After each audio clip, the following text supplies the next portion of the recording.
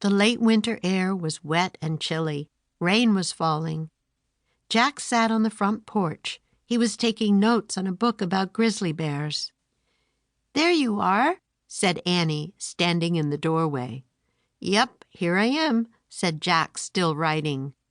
"It's raining," said Annie. "Yep," Jack said. "Day after day," said Annie. "It's so dreary." "Yep," said Jack. "You want to do something?" Annie asked. "Nope," Jack said. "We could make mud pies," said Annie. "Right," Jack said, without looking up. "Or help worms cross the road," said Annie. "Good one," said Jack. "Study raindrops through our microscope," said Annie. "Hey, I think I hear Mom calling you," said Jack. "Very funny," said Annie. "No, really," said Jack. He covered his mouth and faked their mom's voice. "Annie!" Annie laughed. She stepped out onto the porch and looked at the falling rain. "Whoa," she said after a moment. "I think I really did hear something. It wasn't Mom and it wasn't you."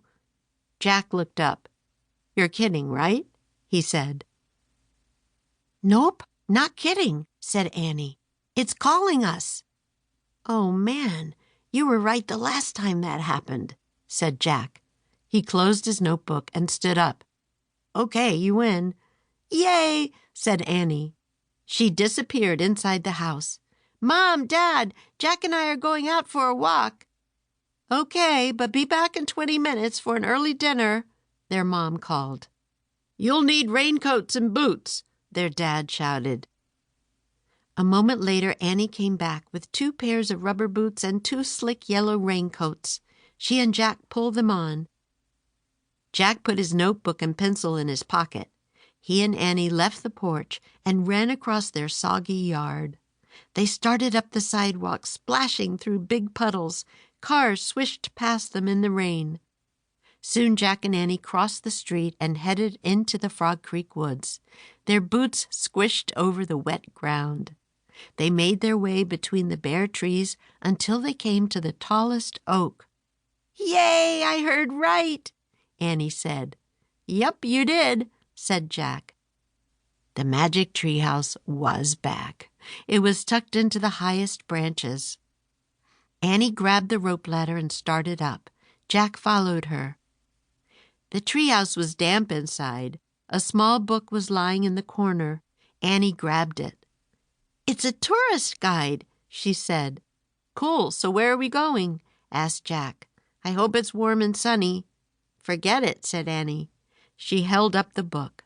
The cover showed snow-covered mountains. The title was Hiking in Nepal. Darn, thought Jack. He was tired of cold rain and snow. "Nepal, where's that?" said Annie. "I'm not sure," said Jack, "but I know it's where the Himalayas are, including Mount Everest. That's the highest peak in the world." Annie opened the guidebook. There was a map on the inside cover. "There," she said.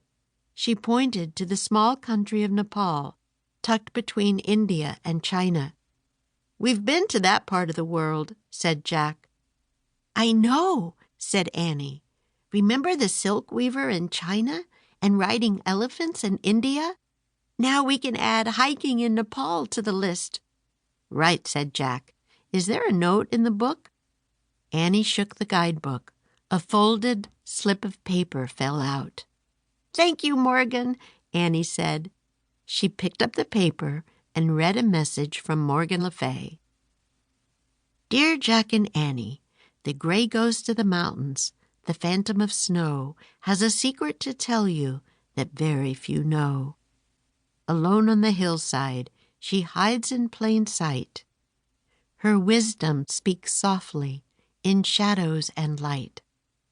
Ask those around you where the ghost can be found. Follow the one who says higher ground. Let your hearts be open and your minds be free. Write down her secret and share it with me."